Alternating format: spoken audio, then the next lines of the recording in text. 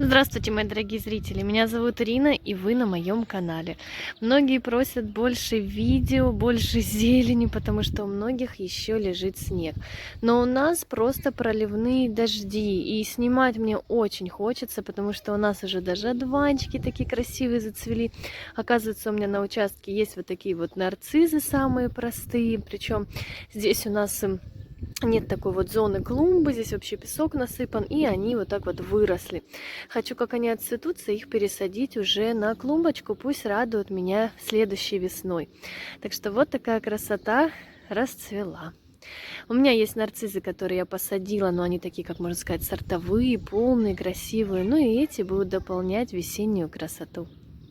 Скоро зацветут и тюльпаны. Это, похоже, белые полные тюльпаны, вот такие вот с рваными листиками. И как раз тут я их сажала. Так что здесь будет полянка из таких вот белых полных тюльпанчиков. Даже тут маленький будет. Вот такая красота. Потом здесь будут тоже полные, это, наверное, которые как-то называются, мороженое там какое-то, они такие вот желтые с оранжевым.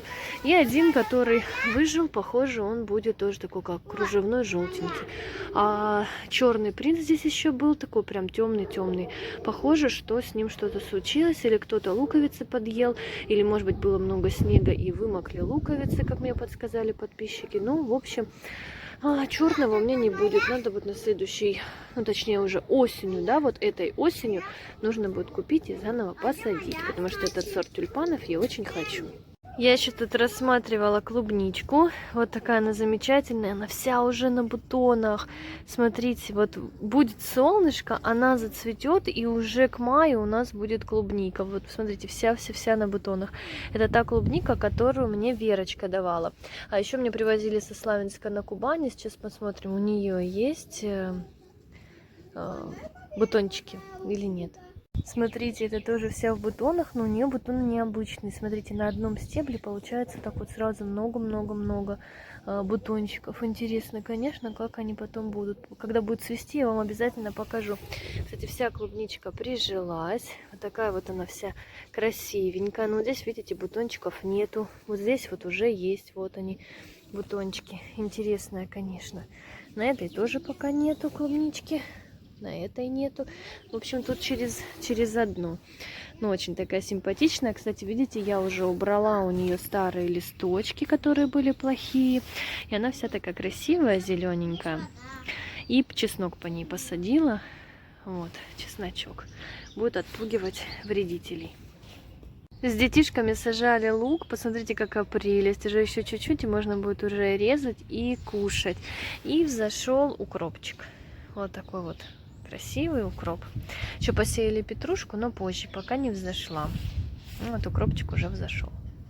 Кстати, во время дождей трава растет просто как бешеная. И я уже жду денечка такого нормального, тепленького, когда чуть-чуть хотя бы все это подсохнет, и поубирать всю эту траву.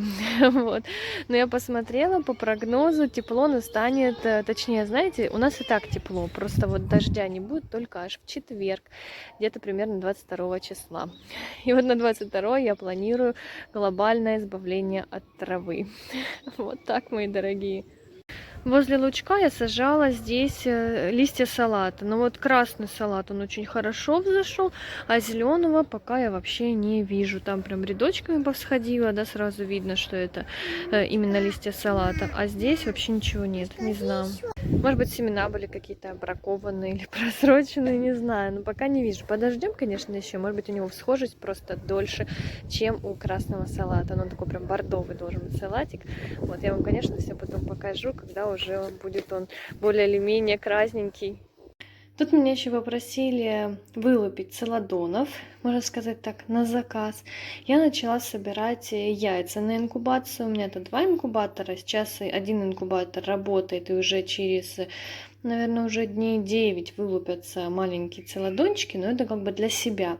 И вот на заказ начала собирать. И представляете, вчера сама нечаянно, точнее не я, а получилось так, что я положила яйца в ковшик, а курица прыгнула и перевернула этот ковшик. Я разбила, ну, получается, сама, как бы, да, моя ж вина.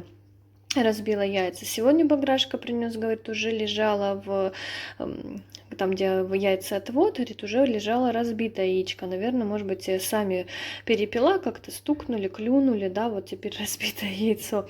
Снесли вот такое вот маленькое, которое я не закладываю в инкубатор. Оно прям малюсенькое, оно почти как ноготь.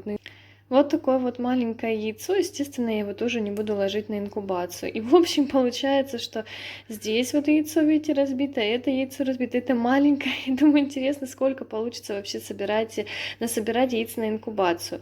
Вот, ну, пусть хотя бы 30, и то будет хорошо. Когда первый раз я закладывала, вот из 38 яиц, в принципе, получилось 20 перепелок, да, но из них потом 8 девочек и 2 мальчика я оставила. Ну, попробуем. Попытка не пытка. Вот такие яйца у меня сейчас лежат на инкубацию. Решила и яйца легбаров тоже заложить в инкубатор. Они такие грязные перед инкубацией. Я их помою.